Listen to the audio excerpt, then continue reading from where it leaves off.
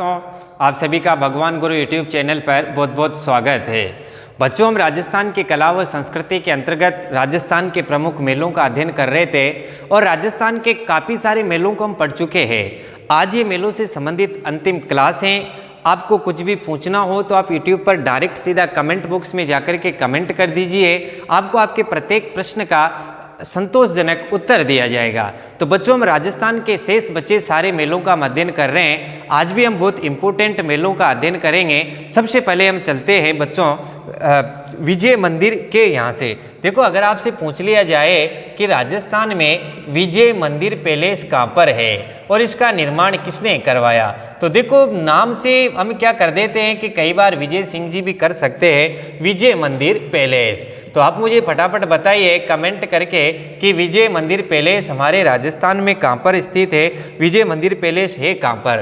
तो बच्चों, मैं आपको बता दूं, विजय मंदिर पैलेस जो आपको देखने को मिलेगा ये कहाँ पर मिलेगा, अलवर में मिलेगा। कहाँ पर मिलेगा, अलवर में मिलेगा। बच्चों, इसका जो निर्माण करवाया था, ध्यान रखेंगे, यहाँ से बहुत बढ़िया प्रश्न इसका तैयार होता है क्योंकि काफ़ी सारे बच्चे इसे क्या करके आएंगे, विजय सिंह जी करके आएंगे। जबकि 1918 ईस्वी में जय सिंह जी ने, ये अलवर के शासक हैं, ध्यान रखेंगे, अलवर के जय सिंह जी ने इसका क्या करवाया है, निर्माण करवाया है। ये सब आपको ध्यान रखना है।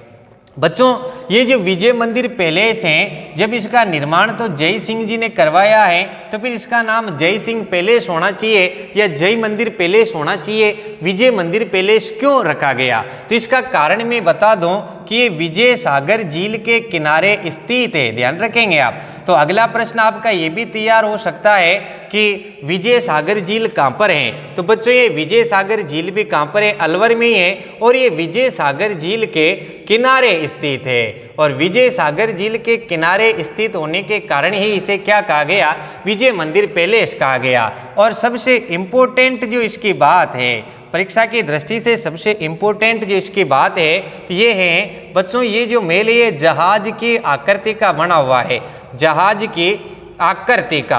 आपसे पूछ लिया जाए कि निम्न में से राजस्थान का कौन सा महल जहाज की आकृति से निर्मित है, तो बच्चों आप फटाफट से उत्तर दे देंगे कि विजय मंदिर पैलेस अलवर जो है वो जहाज की आकृति का निर्मित है, जहाज की आकृति से निर्मित है। निर्माण जय सिंह जी ने करवाया, लेकिन विजय सागर झील के किनारे स्थित होने के कारण क्या कहलाया, विजय मंदिर पैलेस कहलाया। तो बच्चों, ये था विजय मंदिर पैलेस अलवर। अलवर के ही हम लेक पैलेस की बातचीत कर लेते हैं। एक बार आप इसका स्क्रीनशॉट ले लें ताकि आपके काम आ सके। इसके बाद हम बातचीत कर रहे हैं बच्चों सिली शेड या लेक पैलेस। आपसे यूँ भी पूछा जा सकता है कि सिली शेड पैलेस, सिली शेड महल कहाँ पर है और लेक पैलेस अलवर के विषय में हम अध्ययन करते हैं। सिली शेड महल, बहुत बढ़िया, यहाँ से परीक्षा में प्रश्न तैयार होंगे। सिली शेड महल, और सिली शेड को क्या भी कहा जाता है, लेक पैलेस। क्या भी कहा जाता है, लेक पैलेस अलवर। सिली शेड या लेक पैलेस अलवर। तो देखो बच्चों, ध्यान रखेंगे, मैं आपको बता दूं पहले बार कि इस प्रकार एक झील है, ये झील है, पानी की झील है, झील पानी की हुआ करती है, आप लोगों को पता ही होगा। और इस झील का जो नाम है बच्चों, निर्माण जो करवाया था, झील का जो निर्माण करवाया था वह किसने करवाया, ये भी मैं आपको बता दूं। झील का निर्माण करवाया था बच्चों विनय सिंह ने। किसने करवाया था, विनय सिंह ने। यहाँ पर एक झील है, उस झील का नाम है सिली शेड झील। किसका नाम है, सिली शेड झील। इस झील का नाम क्या है, सिली शेड झील। और इस सिली शेड झील का निर्माण भी किसने करवाया, विनय सिंह ने। और विनय सिंह ने किसके लिए करवाया, शिला के लिए। और ये शिला कौन थी, विनय सिंह जी की पत्नी थी। तो विनय सिंह जी ने अपनी पत्नी के लिए यहाँ पर एक झील का भी निर्माण करवाया था बच्चों। इसे हम क्या कहते हैं, सिली शेड झील कहते हैं। ध्यान रखेंगे, इसी सिली शेड झील क्यों कहा गया, क्योंकि शिला से सिली, किसी शिला को हम कह सकते हैं, सिली के गांव में ऐसे बोलते हैं, तो शिला को सिली। और शेड जो है, इस झील के किनारे यहाँ पर एक बहुत ही सुंदर मंदिर बन रखा है और इस मंदिर को हम कहते हैं शेड माता का मंदिर। किसका मंदिर? शेड माता का मंदिर। और यहाँ पर शेड माता का मंदिर होने के कारण इस शिला और शेड माता को मिलाकर के इस झील का ही नाम क्या कर दिया?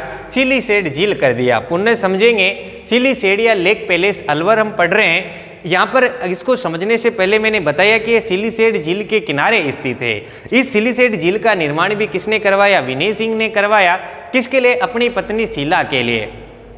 बच्चों इसी सिलीसेड झील के किनारे जो यहाँ पर एक मंदिर स्थित था जिसे हम कहते हैं शेड माता का मंदिर, तो इस शेड माता और शिला को मिलाकर के इस झील का नाम क्या रख दिया गया? सिलीसेड रख दिया गया। और इसी सिलीसेड के झील के किनारे पर इस प्रकार का ये महल बन रखा है बच्चों, इस प्रकार का ये महल बन रखा है। इसी महल को क्या कहते हैं? हम सिलीसेड महल कहते हैं। ये आप ध्यान रखेंगे। अपनी पत्नी शीला के लिए इसका निर्माण करवाया था, अपनी पत्नी शीला के लिए इसका निर्माण करवाया था। किसने करवाया? विनय सिंह ने। तो सिलीसेड झील और सिलीसेड महल या लेक पैलेस अलवर का निर्माण किसने करवाया है बच्चों? विनय सिंह जी ने अपनी पत्नी शीला के लिए। एक बार आप इसका भी स्क्रीनशॉट ले ले, फिर पुनः आगे बढ़ते हैं। इसके बाद बच्चों आपसे प्रश्न यो पूछ लिया जाए कि निम्न में से राजस्थान के कौन से महल में वेश्याओं के चित्रण किया गया है, या कौन से महल में वेश्याओं के चित्र चित्रित है? तो बच्चों मैं आपको बता दूं, विनय विलास महल अलवर के अंदर वेश्याओं के चित्रण भी आपको देखने को मिलेंगे। वेश्याओं के चित्रण, वेश्याओं के चित्रण, और वेश्याओं का जो चित्र आपको मिलेगा, ऐसा महल जिसमें वेश्याओं का चित्रण किया गया है उसका नाम भी क्या है? विनय विलास महल। ये यहाँ पर विलास किया करते थे, ध्यान रखेंगे, यहाँ पर विलास किया करते थे विनय सिंह जी, इसलिए नाम क्या हो गया? विनय विलास महल। और विनय विलास महल में क्या किया गया है? वेश्याओं का चित्रण किया गया है। राजस्थान की जब चित्रकला पढ़ेंगे तब काफ़ी बातें हम इसकी करेंगे, महिलाओं से संबंधित, वेश्याओं से संबंधित, चित्रों से संबंधित। तो वेश्याओं का चित्रण आपको विनय विलास महल अलवर में देखने को मिलेगा। बच्चों राजस्थानी लोक जीवन एवं राम रावण युद्ध का सजीव चित्रण कहां पर किया था? मैंने पूर्व में बताया था आपको, चौकेलाव महल, और ये पढ़ते हैं जोधपुर में। चौकेलाव महल जोधपुर को देख करके कर्नल जेम्स टोड ने कहा था कि जोधा के बेटे इसकी खिड़कियों से ही अपनी सल्तनत पर आधिपत्य रख सकते हैं, क्योंकि यहाँ से उनकी हुकूमत की हद तक निगाहें जाती है।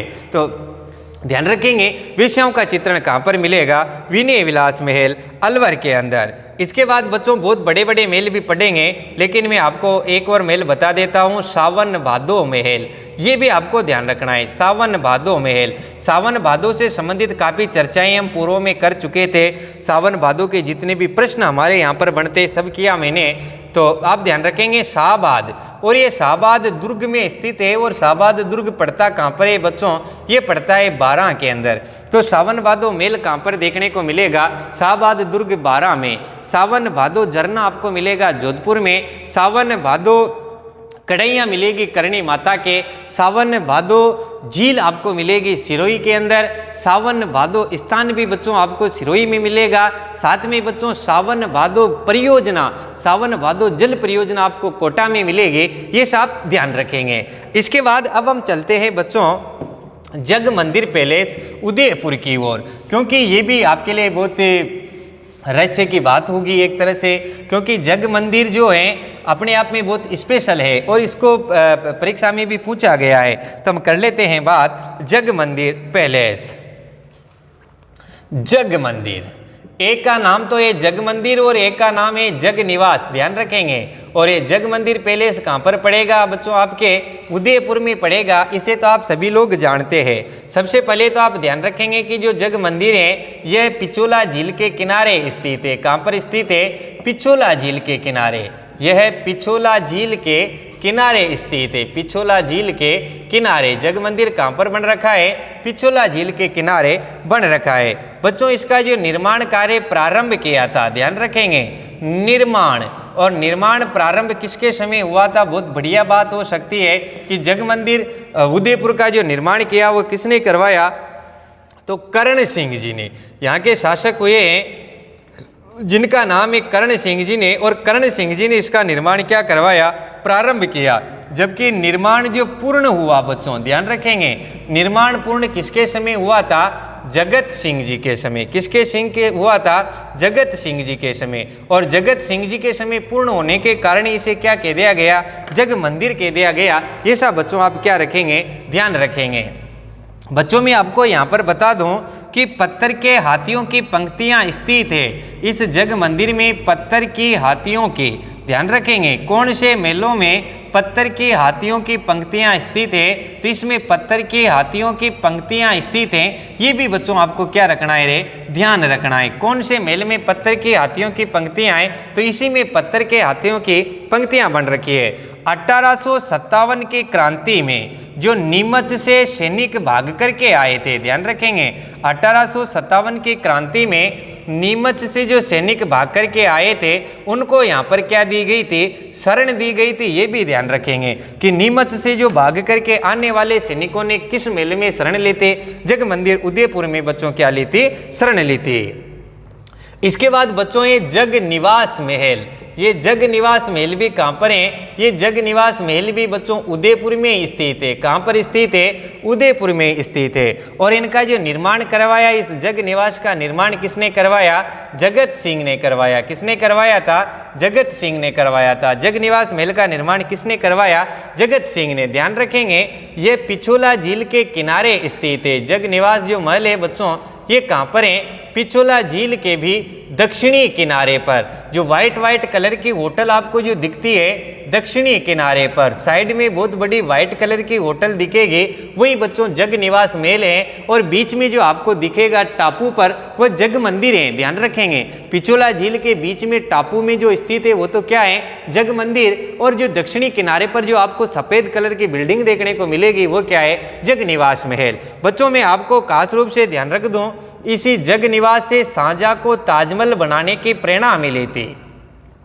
शाहजहां को ताजमहल बनाने की प्रेरणा, यहाँ से आप कंफ्यूज होंगे कि जग मंदिर करे या जग निवास करे। तो शाहजहां को ताजमहल बनाने की प्रेरणा कहाँ पर मिली थी? शाहजहां को ताजमहल बनाने की प्रेरणा बच्चों इसी जग निवास महल उदयपुर से मिली थी। बच्चों में आपको बता दूं नटनी का चबूतरा, पुलिस की परीक्षा में प्रश्न आया था कि नटनी का चबूतरा कहाँ पर स्थित है? तो काफी सारे बच्चों ने गलत कर दिया था। तो ध्यान रखेंगे इसी पिछोला झील के किनारे नटनी का चबूतरा भी स्थित है।